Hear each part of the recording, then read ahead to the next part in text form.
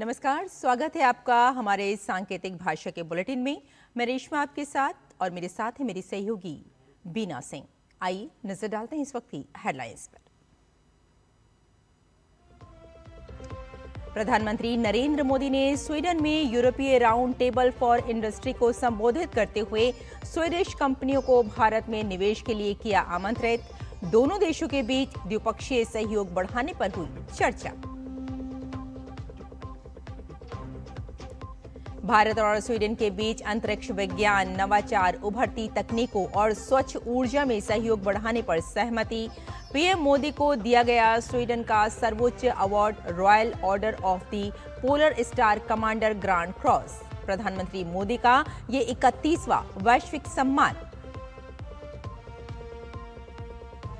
प्रधानमंत्री नरेंद्र मोदी आज से नॉर्वे की आधिकारिक यात्रा पर। 43 साल के बाद किसी भारतीय प्रधानमंत्री को होगी नॉर्वे यात्रा। तीसरे भारत नॉर्डिक शिखर सम्मेलन में होंगे शामिल। 3 दिवसीय दौरे पर छत्तीसगढ़ पहुंचे गृह मंत्री अमित शाह। नक्सल विरोधी अभियानों और विकास कार्यों की करेंगे समीक्षा। नक्सल प्रभावित इलाकों में विकास के नए मॉडल की होगी शुरुआत। केरल में कांग्रेस नेता वीडी सतीशन का मुख्यमंत्री के रूप में शपथ ग्रहण आज। यूडीएफ गठबंधन सरकार में 20 मंत्रियों में आईयूएमएल के 5 मंत्री भी होंगे शामिल। और मैक्सिको में 10 लोगों की गोली मारकर हत्या। पुलिस और जांच एजेंसियां हमलावरों को खोजने में जुटी।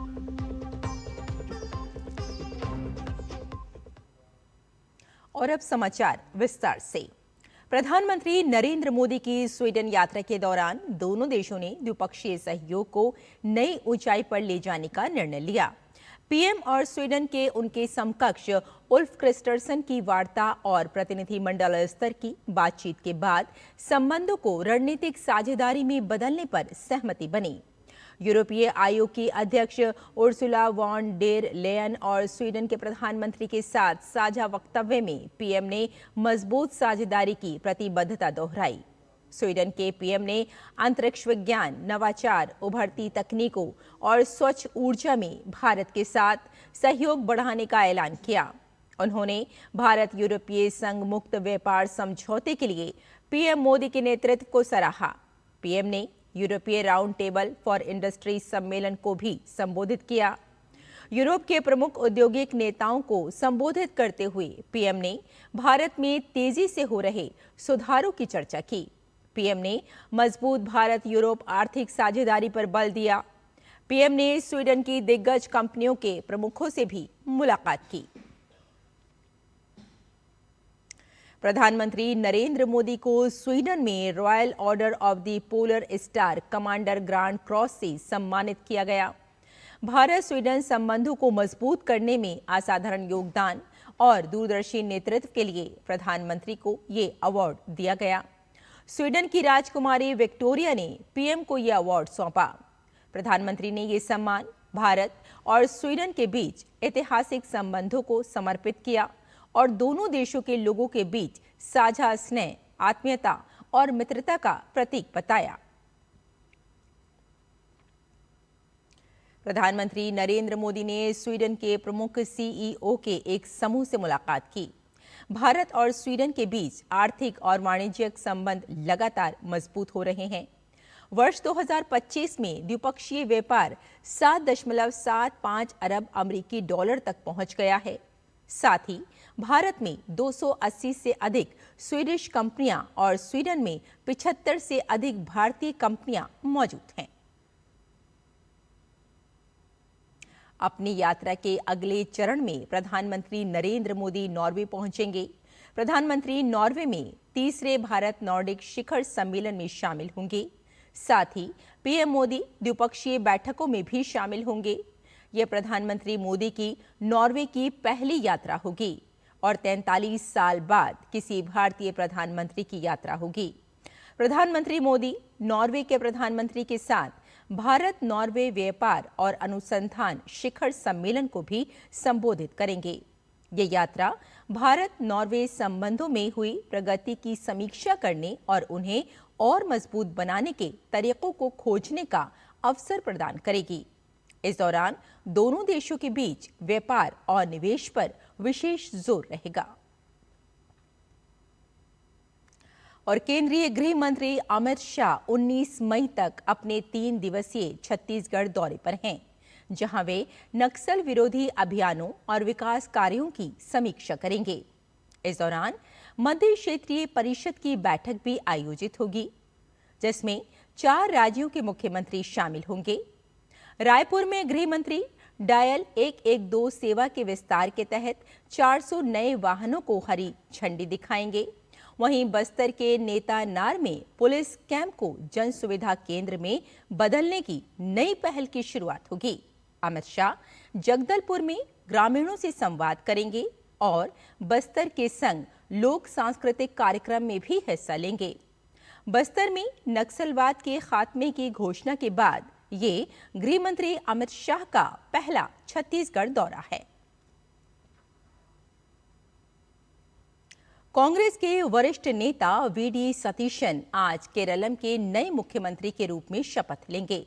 शपथ ग्रहण समारोह का आयोजन राजधानी तिरुवनंतपुरम में किया जा रहा है, जहां सुरक्षा के कड़े इंतजाम हैं। शपथ ग्रहण से पहले सतीशन ने कल 20 सदस्यीय यूडीएफ मंत्रिमंडल की घोषणा की। आज शपथ लेने वाले 20 मंत्रियों में से सतीशन सहित 14 पहली बार मंत्री बन रहे हैं। राज्यपाल राजेंद्र आर्लेकर को मंत्रियों की सूची सौंपने के बाद मंत्रिमंडल की घोषणा करते हुए सतीशन ने कहा कि यूडीएफ मंत्रिमंडल के सभी सदस्य एक साथ शपथ लेंगे। कांग्रेस को मुख्यमंत्री पद के अलावा 11 मंत्री पद मिले हैं, जबकि इंडियन यूनियन मुस्लिम लीग IUML को 5 पद आवंटित किए गए हैं। Keralam Congress Joseph revolutionary socialist party RSP, Kerala Congress Jacob और कम्युनिस्ट मार्क्सिस्ट पार्टी CPC-MP को एक एक पद मिला है। इससे पहले कांग्रेस ने 14 मई को वीडी सतीशन को केरलम का अगला मुख्यमंत्री घोषित किया था। आपको बता दें कि हाल ही में संपन्न हुए केरलम विधानसभा चुनाव में कांग्रेस के नेतृत्व वाले यूनाइटेड डेमोक्रेटिक फ्रंट यानी UDF ने 2/3 से अधिक बहुमत हासिल कर प्रचंड जीत दर्ज की थी। हालांकि जमीनी स्तर पर कार्यकर्ताओं के विरोध और गठबंधन के भीतर जारी भारी राजनीतिक खींचतान के कारण मुख्यमंत्री के चेहरे पर आम सहमति बनने में काफी वक्त लगा। वीडी सतीशन मुख्यमंत्री पद की शपथ लेते ही राज्य में UDF सरकार के नए अध्याय की शुरुआत हो जाएगी। पश्चिम बंगाल सरकार ने सरकारी नौकरियों में भर्ती के लिए अधिकतम आयु सीमा बढ़ाने संबंधी अधिसूचना जारी कर दी है।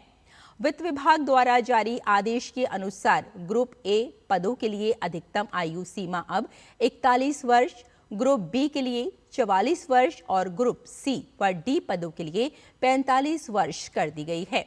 अधिसूचना में कहा गया है कि जिन पदों पर पहले से 41 वर्ष से अधिक आयु सीमा लागू है, वहां पुराने नियम ही प्रभावी रहेंगे। साथ ही सरकारी संगठनों, वैधानिक निकायों और स्थानीय प्राधिकरणों में भर्ती के लिए भी अधिकतम आयु सीमा बढ़ाकर 45 वर्ष कर दी गई है।